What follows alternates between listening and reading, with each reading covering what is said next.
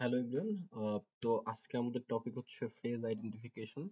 এগুলো competitive exam যেরকম BCS হোক বা অন্যান্য চাকরির পরীক্ষা হোক, সেখানে একটা কমন কোশ্চেন হিসেবে আসতেছে।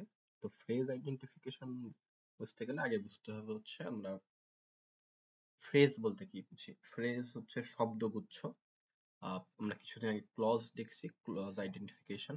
মানে ক্লজ হচ্ছে বাক্যাংশ, বাক্যের একটা অংশ, যেখানে আমরা একটা বেশিরভাগ ক্ষেত্রে সাবঅর্ডিনেটিং ক্লজ নিয়ে কথা বলার চেষ্টা করতেছিলাম। ফ্রেজ এর বাংলা হচ্ছে শব্দগুচ্ছ। অর্থাৎ তাহলে এখানে পার্থক্য কি? বাক্যাংশ তো অ্যাকচুয়ালি হচ্ছে একটা একগুচ্ছ শব্দ। তাহলে এখানে পার্থক্যটা হইতেছে ফ্রেজের ক্ষেত্রে কখনো কোনো ভার্ব থাকবে না, ফাইনাইট ভার্ব থাকবে না, অর্থাৎ সমাপিকা ক্রিয়া থাকবে না। ক্লজের ক্ষেত্রে সেটা থাকতেও পারে। তো নরমালি ভার্ব ছাড়া বা ফাইনাইট ভার্ব ছাড়া যে সব শব্দগুচ্ছ হবে সেগুলোকে আমরা ফ্রেজ বলতে পারবো।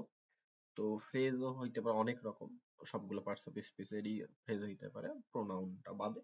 বাট আমরা এইখানে প্রথমে হচ্ছে অ্যাডজেক্টিভ আর অ্যাডভার্বিয়াল ফ্রেজ এই দুইটা দেখার চেষ্টা করব।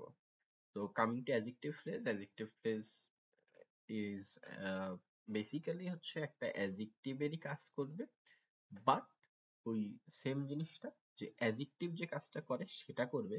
বাট অ্যাডজেক্টিভ হলে একটা ওয়ার্ড হইতো, এখানে গ্রুপ অফ ওয়ার্ডস। অর্থাৎ অ্যাডজেক্টিভের কাজ যেরকম ছিল নাউন বা প্রোনাউনকে মডিফাই করা, এইখানে হচ্ছে অ্যাডজেক্টিভ ফ্রেজও সেটা করবে, but not as a singular word. এখানে হচ্ছে একটা গ্রুপ অফ ওয়ার্ড হিসাবে ও সেটাই নাউন বা প্রোনাউনকে মডিফাই করবে। অ্যাডভার্বিয়াল ফ্রেজের ক্ষেত্রে যদি আসি, তাহলে অ্যাডভার্বিয়াল ফ্রেজ হচ্ছে অ্যাডভার্বের কাজটাই করবে। অ্যাডভার্ব যেরকম ভার্বকে মডিফাই করে, সেরকম অ্যাডভার্বিয়াল ফ্রেজও ভার্বকেই মডিফাই করবে, বাট একটা সিঙ্গুলার শব্দ হিসাবে না, বা একটা সিঙ্গুলার ওয়ার্ড হিসেবে না, গ্রুপ অফ ওয়ার্ড হিসেবে। তো আমরা যদি অ্যাডজেক্টিভ কি বা অ্যাডভার্ব কি এই দুইটা জিনিস বুঝে থাকি, তাহলে অ্যাডজেক্টিভ ফ্রেজ আর অ্যাডভার্বিয়াল ফ্রেজ বলতে খুব বেশি কষ্ট হবে না। তো আমরা যদি আগে অ্যাডজেক্টিভ ফ্রেজের দিকে আসি, তাহলে অ্যাডজেক্টিভ ফ্রেজ আমি আগেই বলছি অ্যাডজেক্টিভের মতন কাজ করবে, বাট কি হবে, এখানে একটা গ্রুপ অফ ওয়ার্ডস থাকবে। তো দেখা যাক প্রথম এক্সাম্পলটা, the house with the red colour is mine. আমরা যদি এই জিনিসটাকে আরো সিম্পলি বলার চেষ্টা করতাম, দ্য রেড হাউস বা the red door house is mine, এরকম বলা যেত, দ্য রেড ডোর হাউস। এইখানে দ্য রেড ডোর এই জিনিসটা হচ্ছে হাউসকে রিপ্রেজেন্ট করে। তার অ্যাডজেক্টিভের বিষয়টা যদি আমরা আসি, যদি হয় যে রেড হাউস, এখানে হাউসটা হচ্ছে নাউন আর অ্যাডজেক্টিভটা কি, রেড। তাহলে এখানে হাউসকে হচ্ছে আমরা মডিফাই করার চেষ্টা করতেছিলাম, অর্থাৎ নাউনকে মডিফাই করার চেষ্টা করতেছিলাম রেড বা অ্যাডজেক্টিভ দ্বারা। জিনিসটা এখানেও সেম, হাউস, দ্য হাউসকে হচ্ছে মডিফাই করা হচ্ছে। হাউসটা কেমন, how is the house with red door. ওই হাউসকে ইন্ডিকেট করার জন্য আমরা হচ্ছে রেড ডোর জিনিসটা ব্যবহার করতেছি, with the red door is my. অর্থাৎ এইখানে অ্যাডজেক্টিভের কাজটাই করতেছে, বাট একটা ওয়ার্ড হিসেবে না, অনেকগুলা ওয়ার্ড হিসেবে। তাহলে কি হইলো, হাউসকে হচ্ছে মডিফাই করতেছে উইথ দ্য রেড ডোর এই অংশটুকু। এই জন্য এই অংশটুকু হবে অ্যাডজেক্টিভ ফ্রেজ। আবার আসি, এটা কেন অ্যাডজেক্টিভ ক্লজ না? কারণ এইখানে উইথ দ্য রেড ডট এই অংশের ভিতরে কোনো ভার্ব তো নাই, কোনো ফিনিট ভার্বও নাই। So next one is mister Yunus is a man of great intelligence. আমরা এটা বলতেই পারতাম, mister Yunus is is an intelligent man. তো এখানে কি হইতো, ইন্টেলিজেন্টটা হচ্ছে অ্যাডজেক্টিভ হইতো, কারণ ম্যানটা noun. Mister Yunus is an intelligent man, এখানে ম্যানটা নাউন হইতো, ইন্টেলিজেন্ট হইতো হচ্ছে অ্যাডজেক্টিভ। আমরা সেই ইন্টেলিজেন্ট কথাটাকেই একটু ভেঙে লিখছি, mister Yunus is a man of great intelligence. Same জিনিস, জাস্ট হচ্ছে ম্যানকেই এখনো তো, অফ গ্রেট ইন্টেলিজেন্স কে, ওই ম্যান মিস্টার ইউনুস, রাইট? তো এখানেও হচ্ছে ম্যানকে হচ্ছে মডিফাই করতেছে অফ গ্রেট ইন্টেলিজেন্স এই অংশটা, বাট একটা ওয়ার্ড হিসাবে না, একটা গ্রুপ অফ ওয়ার্ড হিসাবে। The next one, the book on the top shelf is my favourite. কোন বইটা? ওই টপ শেলফের বইটা। দ্য টপ বুক হইতে পারতো, বা এনিথিং হইতে পারতো, বুকের আগে কিছু লাগায় আমরা হচ্ছে সেটাকে অ্যাডজেক্টিভ হিসেবে বলতে পারতাম। বাট এইখানে কি হবে, এইখানে হচ্ছে the book on the top shelf একটা গ্রুপ অফ ওয়ার্ডস, যেটা নির্দেশ করতেছে, মডিফাই করতেছে বুককে। তো এভাবে হচ্ছে সে বুককে মডিফাই করতেছে, ওই উপরের তাকের বইটা, অর্থাৎ বইটাকে মডিফাই করতেছে উপরের তাকে এই অংশটা দিয়ে। তো সেটাও একটা অ্যাডজেক্টিভ ফ্রেজ হিসেবে ব্যবহৃত হবে।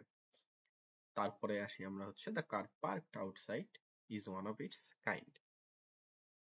এইখানেও হচ্ছে কার পার্কড আউটসাইড, কোন কারটা, কোন কারটা একটা অনন্য কার, ওই পার্কড আউটসাইড যে গাড়িটা হচ্ছে বাইরে দাঁড় করানো আছে সেই গাড়িটা।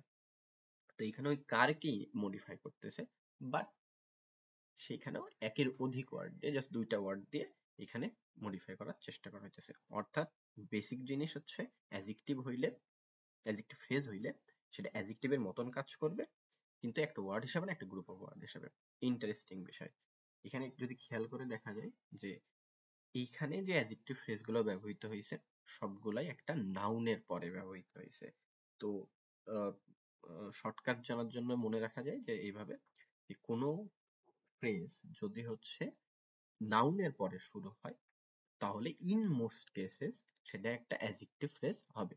এখানে যদি উইথ রেড ডোর এইটুকু হচ্ছে ফ্রেজ, বাট এটা শুরু হয়েছে তার আগে আছে একটা noun house of great intelligence, এই অংশটা অ্যাডজেক্টিভ ফ্রেজ, এর আগে একটা নাউন বুক, নাউনের পরে যে অ্যাডজেক্টিভ ফ্রেজটা হয়েছে কার, নাউনের পরে যে অ্যাডজেক্টিভ ফ্রেজটা হয়েছে। অর্থাৎ অ্যাডজেক্টিভ ফ্রেজ কি করবে, অ্যাডজেক্টিভ ফ্রেজ অ্যাডজেক্টিভের কাজটাই করবে, একের অধিক ওয়ার্ড হিসেবে করবে, বাট দেখা যাবে এটা হচ্ছে নাউনের আগে না, যেরকম নর্মালি অ্যাডজেক্টিভ কি হয়, নর্মালি অ্যাডজেক্টিভটা নাউনের আগে বসে, বাট এখানে কি হবে, এখানে নাউনের পরে যে অ্যাডজেক্টিভ ফ্রেজটা বসবে আর বেসিক অ্যাডজেক্টিভের কাজটাই করবে।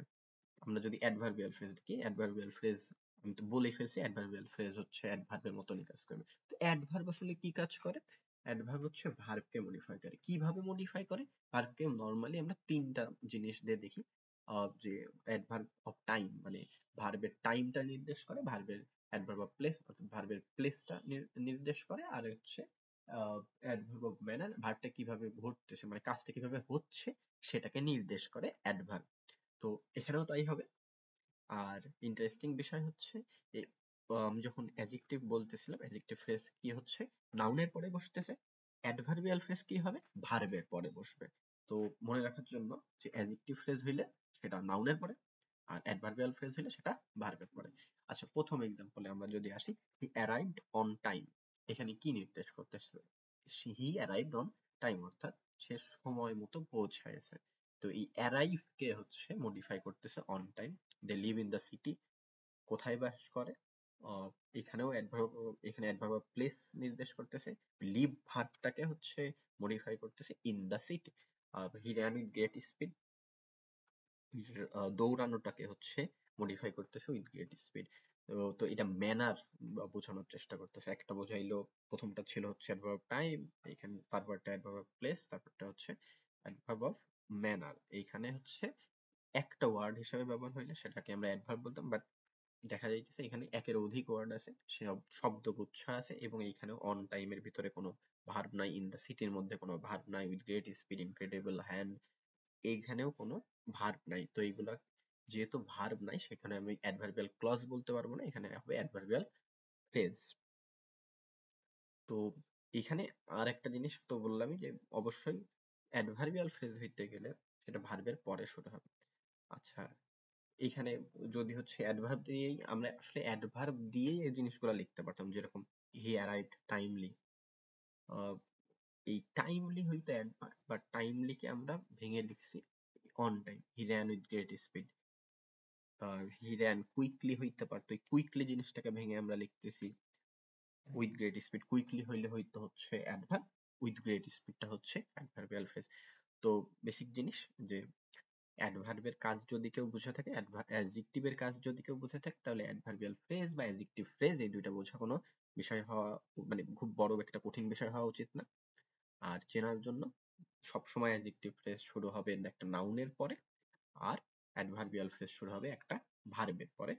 এই ক্ষেত্রে নাউনটাকে মডিফাই করলে সেই অংশটা হবে অ্যাডজেক্টিভ ফ্রেজ, আর ভার্বটাকে মডিফাই করলে সেটা হবে অ্যাডভার্বিয়াল ফ্রেজ। ক্লজের থেকে কোথায় আলাদা, ক্লজে একটা ভার্ব থাকতো, একটা সাবঅর্ডিনেট ক্লজ হিসেবে ব্যবহৃত হইতো, বাট এখানে অ্যাডভার্বিয়াল ক্লজ হবে না কারণ এখানে কোনো ভার্ব নাই, অ্যাডজেক্টিভ ফ্রেজ হবে না কারণ এখানে কোনো ভার্ব বা ভার্ব নাই।